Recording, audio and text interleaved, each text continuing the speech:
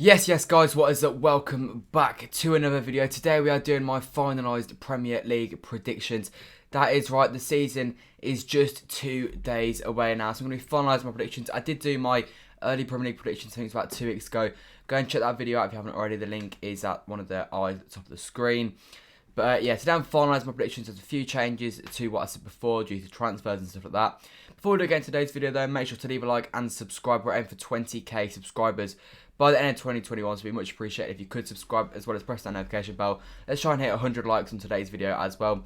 Also, shout out to the sponsors of today's video who have been sponsoring us for the last few months now. One, Football. Go and check them out. The app is completely free. The link is at the top of the description. It is the #1 football app in my opinion. As I said, completely free. Shows you live scores and live updates of pretty much any game you could be possibly interested in. It's 160 plus leagues, so there's literally no league that you're not going to be interested in. Also, with the transfer deadline date closing in, you're going to want to keep up to date with all the latest transfer news. If you're a City fan, the Kane news, you're going to want to keep up to date with that. So make sure to download OneFootball and check it out. As I said, the link is at the top of the description and it is completely free. Anyway, let's go on to today's video and show you guys my Premier League predictions.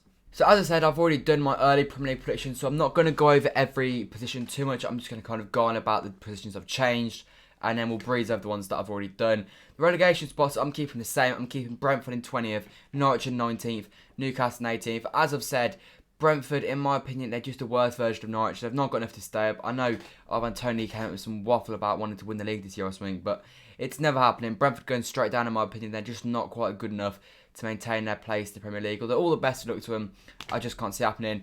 Norwich, I don't know anyone that's not got Norwich to go straight back down. At the end of the day, they're a championship club. Well, they're too good for the championship. They're not good enough for the Premier League. They come up just to go straight back down. As I said last time, the only time they've ever stayed in division was 11-12, and that was, yeah, a long time ago. That was 10 seasons ago now. So I think that Norwich got no hope of staying up this season. And Newcastle, they've got a chance of staying up. They've got a few decent players. I think the only reason they stayed up last year was because there was more teams worse than them, but they weren't good at all. Steve Bruce is a shocking manager. The Newcastle fans want him out. Newcastle is a club in turmoil really at the moment. They need a new manager. They need a new owner. They need a lot of changes to happen at that football club. And yeah, I can't really see them staying up. So I've got those 3 to go down. Just about staying up, I got Crystal Palace. As I said last time, if they can stay up, it'll be massive for them. A big overhaul of the squad this year. They've lost a lot of players on frees like Andros Townsend. They brought in a few younger players. You've got Patrick Vieira as a manager. And like I said last time, if they can stay up this year, it's big for them. They can build from there. And they might come, a bit more of a sustainable, higher up Premier League team rather than the 14th, 15th that you kind of expect Palace to get every year before now. Then moving on to 16th, these have gone down my predictions from last time. It's Southampton. Since last time, they have lost star man Danny Ings. That's 20 goals a season. Wiped out. They have replaced him with Adam Armstrong of Blackburn, who's one of the favourites to win the top goal scorer award in the Championship. So he's a very decent striker, but he's not quite Danny Ings. Danny Ings was proven Premier League quality. It's a great sign by Aston Villa, in my opinion. It came out of absolutely nowhere. But yeah, that's going to be a massive loss to them. Like I said, Adam Armstrong is a very capable replacement and could very possibly do some decent damage in the Premier League. Obviously came through at the Newcastle Academy before going out to Blackburn for a few seasons. But yeah, on the whole, as a result, I can see them falling quite far down. Obviously, there's also talks they could lose James Ward-Prowse. I can't see Villa signing Ward-Prowse for them as well, especially after just signing Ings. But you never know. For me, they're coming 16th now, though. And as a result of Southampton being moved from 13th to 16th, I have then got all the other teams to move up one place. That means Watford in 15th, Burnley in 14th, and Brighton in 13th. All these sides are very average sides. Brighton plays some decent football, but got no end product. Burnley, they just never go down. Sean Dyche is a seriously good manager. So underrated for what he does. I think I saw a stat that Villa in the last 5 winners have spent more than Burnley, or nearly double Burnley in their entire history. What Sean Dyche has done at Burnley should be massively appreciated. And it is appreciated, but I don't think quite to the extent that it should be. And then you got Watford, it would just bang average. They'll be good enough to stay up, in my opinion, but just not quite good enough to really kick on and do anything of any sort of noticeable quality. Anyway, then moving on into 12th, I've got West Ham. These go down one place. No specific reason, really. I just kind of, since last time, I've swapped them and Wolves around. I've got Wolves in 11th. But yeah, I think just that European football could cause a few issues for them. They've got a smaller squad than last year. They've lost the likes of Jesse Lingard. They still kind of lack a striker. They could lose Declan Rice, although that looks unlikely at this stage in the window unless some serious offer comes in for him. But yeah, I just think European football will slow them down. They've got a good enough squad though to stay clear of relegation battle. But yeah, I think mid-table mediocrity for them. And Wolves the same, mid-table mediocrity I'd expect. Nothing special, but I've got them one place up just because I think West Ham are going to do slightly worse than did 2 weeks ago. Anyway then, moving on, not really much change when it comes to Leeds, then Villa, then Spurs, then Arsenal. Harry Kane, there's still a saga going on there. Who knows if he's going to come to City? I'm like 35% confident he will. Talks that he could even feature on Sunday against City at the Tottenham Hotspur Stadium. I'll be there for that. There'll be a vlog for that, so stay tuned. But fingers crossed he does come to City. I'd like him to come to City. Well, I don't even know if I do want him to come to City.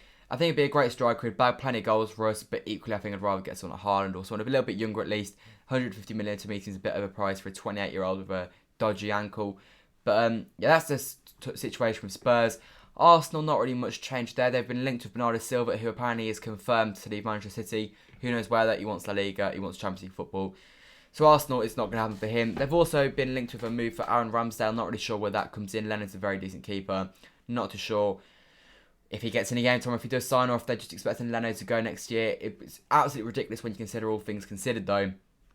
The idea of Ramsdale going to Arsenal for 30 million after sending one of the world's best goalkeepers, Emi Martinez, to Aston Villa for 20 million last season, but it is what it is. Arsenal clearly not a very smart club. They've obviously signed Ben White, Tavares, and I think that's it. They may have signed someone else as well, or Sambi Lokonga, but nothing special for them, so I can see them getting 7th, which would be European Conference football for them next season. Villa, I'm keeping them in 9th. I think they've had a very decent summer. As I've said many times, they've lost their captain, their star man, Jack Grealish. That is now confirmed to Manchester City.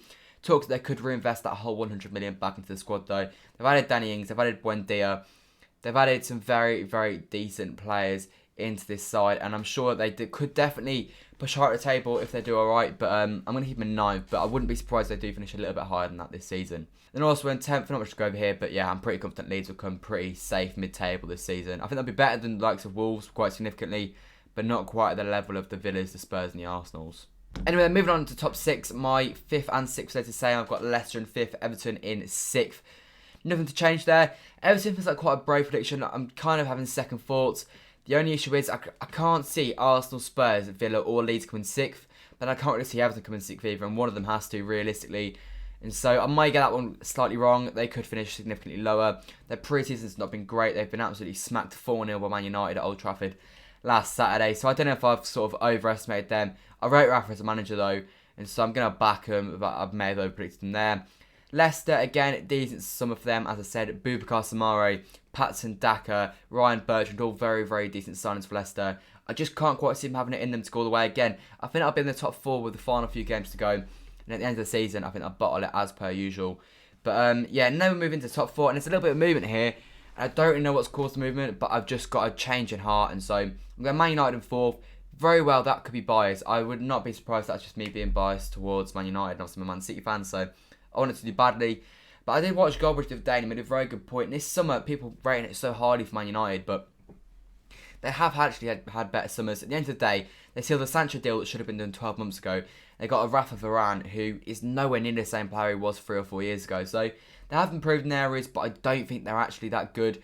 And then the teams above them, I'll go into why I've got them above them now. But yeah, I just think they're going to be slightly better. But yeah, Man United, they're a very decent side. Don't get me wrong, they could definitely finish higher than this. I wouldn't be surprised if any of the top 4 went on to cause some sort of title challenge, although I do still think the team I've got at the top is going to win the Premier League. But yeah, for me, Ole Gunnar Solskjaer, that is the main issue. Also, they do need number 6 in my opinion if they want to try and challenge fully this season for a Premier League title. In 3rd, I've got moved up slightly. I made a very controversial take that Thomas Tuchel will be sacked by the end of March in my last predictions. I still can't stand by that. They have just gone and splashed £100 million on a striker though, which isn't going to help their case with Romelu Lukaku. He's a top quality striker. I said I wanted him at City this summer, not maybe for £100 million, but still, I think it's a decent signing for him. And like I said with Kane, he's guaranteed goals. He gets 20 or 30 goals this season for Chelsea, and as a result, I've got them coming in 3rd. I still think they'll be in the top 4 scrap this season, but I do think they will come at 3rd, and I think they'll finish just better after Man United this year.